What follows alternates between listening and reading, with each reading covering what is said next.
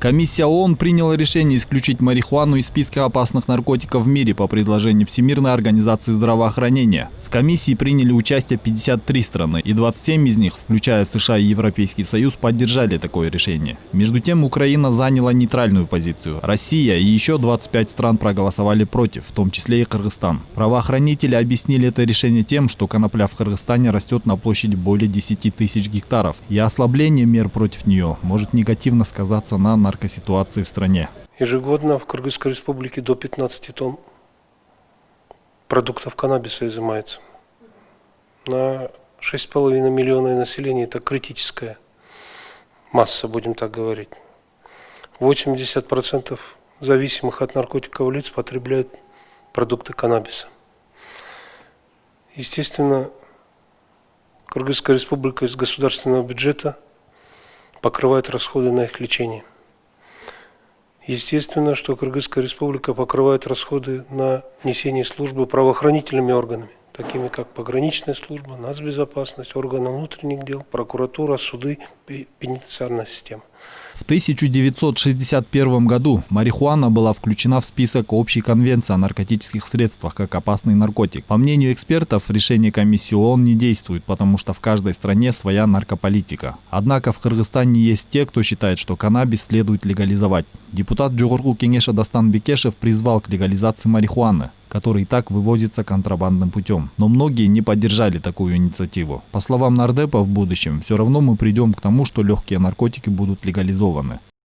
Я думаю, мы тоже рано или поздно к этому придем, может через 10-20 лет. Но вопрос в том, что пока мы не декриминализуем, милиция будет зарабатывать незаконным образом на тех, кто употребляет анашу. Там поймали одного и вымогают у него $200. Ну зачем это делать? Я думаю, надо декриминализовать. Вопрос в том, что если я подниму эту тему в парламенте, то начнут нервничать и говорить, что других актуальных проблем не хватает. Да, хватает. Вот эта система, наоборот, создает коррупционные риски. Если мы декриминализуем, то коррупции станет чуть меньше. А каково общественное мнение о легализации марихуаны в стране? Наркотиктин бир түрү да. Илгери биздин бала кезегибизде аны жулдуртуп, өрттөртүп салчу. Аны мамлекет чечпесе, жетекчи жөнөкөй чече албайбыз го дейм. Кыргызстан үчүн итак эле мындай мыйзамдан чыгарып койсо деле колдогон кишилер көп да. Эгерде муну мыйзамдаштырып койсо, анда Кыргызстан такыр эле болбой калат го деп ойлойм. Каршымын андайгачы. Туура эмес дейм. Ал андан башка деле, мисалы, арак, ичимдиктердин, тамекини, асубайды деле жоктоштуруш керек да негизичи. Однако мировая общественность заявляет, что каннабис полезен в медицине. Она обозначена тем, что марихуану исключили из списка особо опасных наркотиков.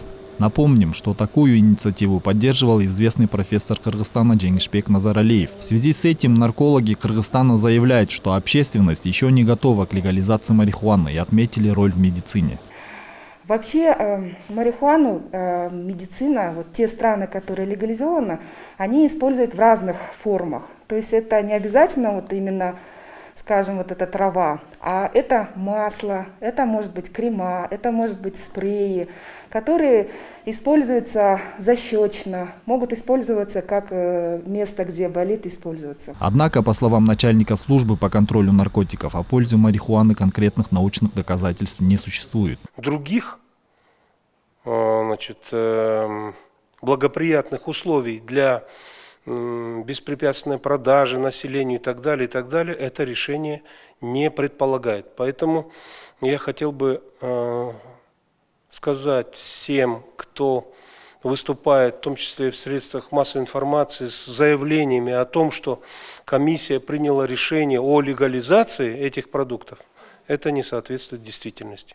Речь идет только об одном аспекте, о принципиальной возможности использования продуктов каннабиса в медицинских и научных целях. Стоит отметить, каннабис полностью легализован лишь в нескольких странах. В таких странах, как Уругвай, выращивают и используют на государственном уровне. Также используется и в Канаде. В 33 штатах США разрешено частично, и более в 10 странах мира используются в медицинских целях. Азамат Кенжешев, Тынчтык Кульбаев, Нью ТВ.